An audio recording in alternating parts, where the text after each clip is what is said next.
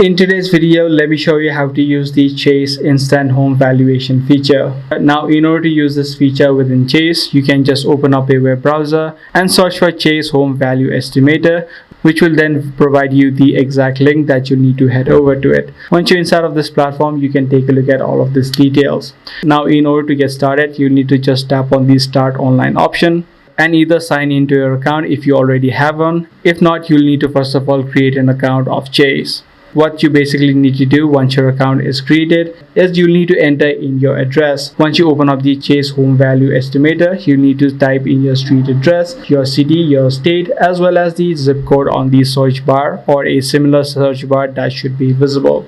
The tool will instantly generate a fair market estimate along with the interactive map so that you can take a look at the price trends for a specific neighborhood, so the neighborhood that you entered in.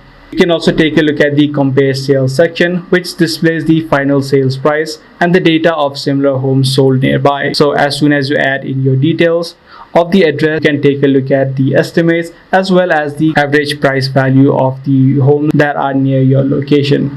So this is the exact way on how you can use it. If this video was helpful to you, be sure to subscribe. I'm going to see you in the next video.